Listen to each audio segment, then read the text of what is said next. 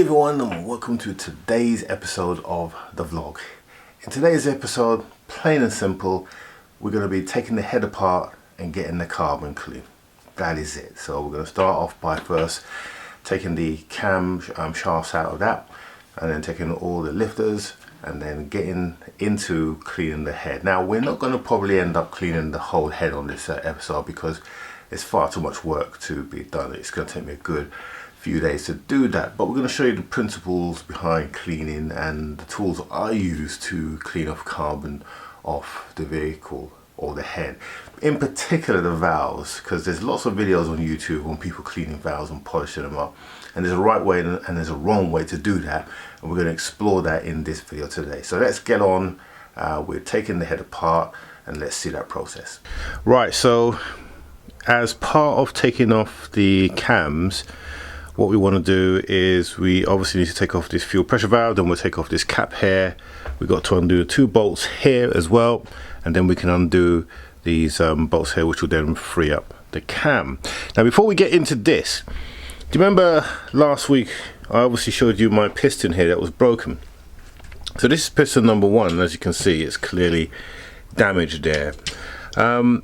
This is piston number four, and I was trying to figure out why this piston was showing low compression, especially if the compression, you know, the head was the best sealed head, you know, or that chamber, cylinder number four, was the best sealed of all four heads, or valves I should say. And I took off the piston, the ring, because I wanted to measure the actual cylinder here. So you can see the ring is here in here. I just want to measure the gap on the actual cylinder to see if that's been altered, and a piece of the piston came apart. You can see that there. It literally came apart as I took the ring off. So that's probably the reason why this one is given a lower compression. And because we've got two pistons doing that, I'm decided that I'm replacing all four pistons. It makes sense to do that rather than just replace the two and then the same issue happens with these two later on and having to go through this whole rigmarole again. So all four pistons will be changed. I'm just waiting for those to be delivered, and then we can get on and get those swapped out. In the meantime, let's concentrate on this. This should be relatively simple unless we round off one of these nuts. We'll take off these bolts.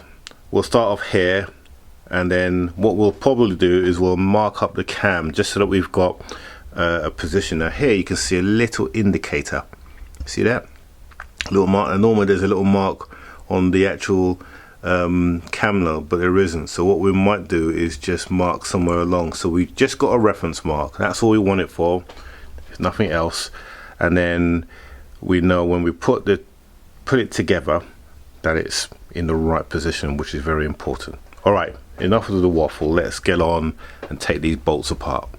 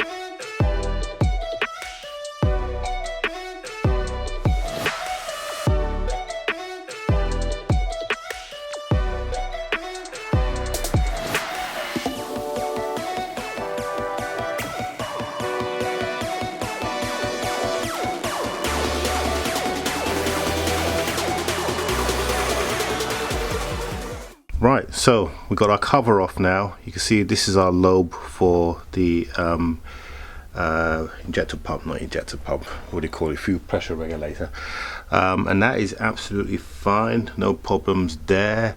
So what we're going to do now is we're going to take this cover off, we'll undo those bolts, we'll lift this cover up, that will free up the cams. We're then going to press this chain tensioner down, which will then allow us to then we'll remove the tensioner. It's got one bolt that holds it here and two bolts down the bottom, so we'll remove the tensioner, and then that will allow us to free up the whole cam, and then we'll move the cam somewhere safe with the chain in situ, and hopefully it won't move anything, but we're going to tighten it back up anyway, so it makes no difference. So that's what we're next going to do, so let's get that done.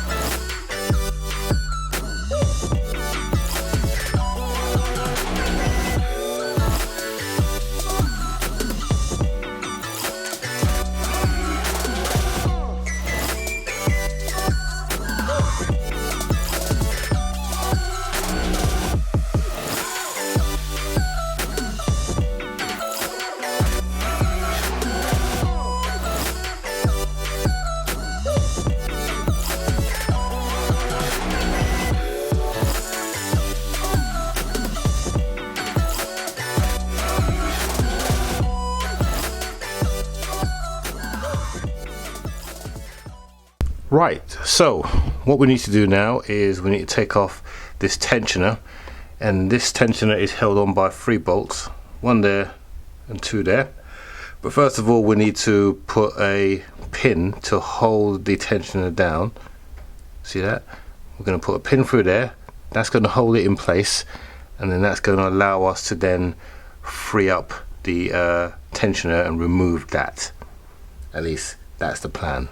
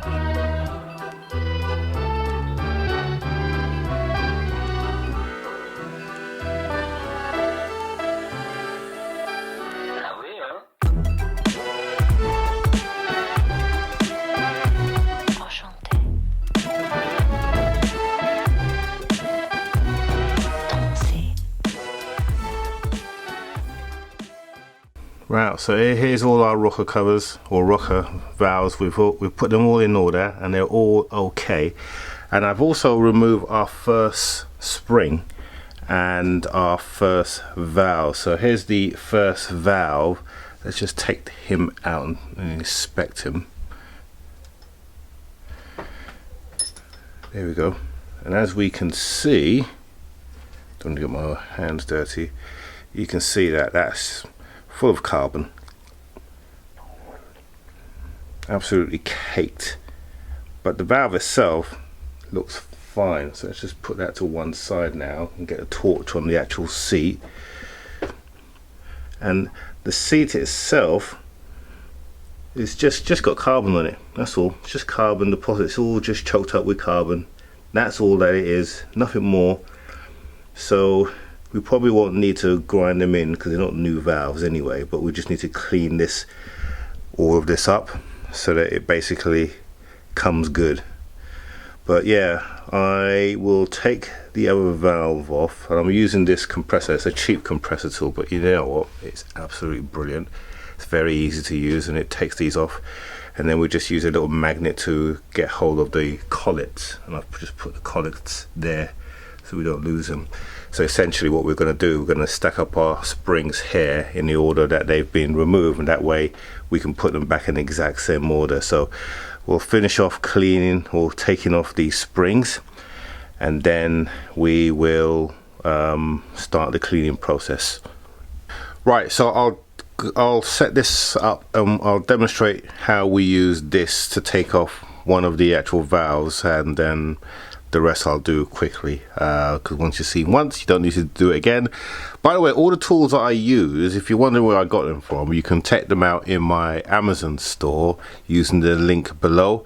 So everything that I use, I always put in the store. So yeah, there you go. Right, let's get this valve off here and I'll show you using that.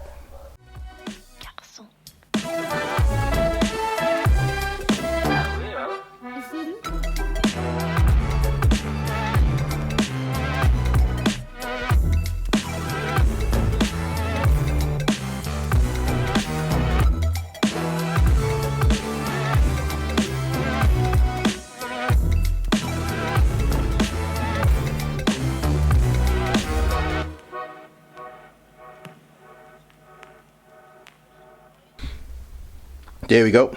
So that's the second valve done, and there it is lined up there. That valve is not as bad as the first one, but you can see we're putting it here. So these are the inlet valves, and we'll put the exhaust valves there, and again the collets there, so we get them all right. So you see how it's done.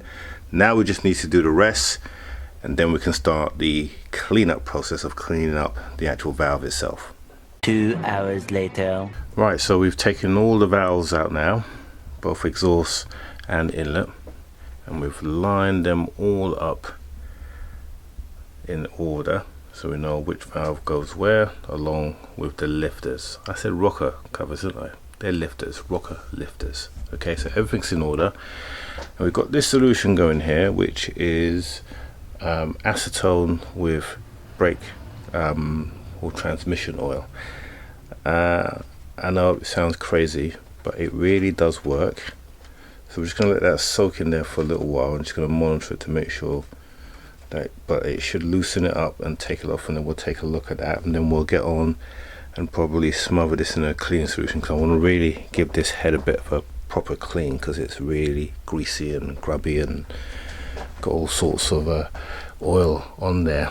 And the best way to see if you've got an engine leak is to have a clean engine and see where it's coming from. So we're going to make sure that when this head goes back on, it's going to be, well, we'll try to make it look like it's brand new.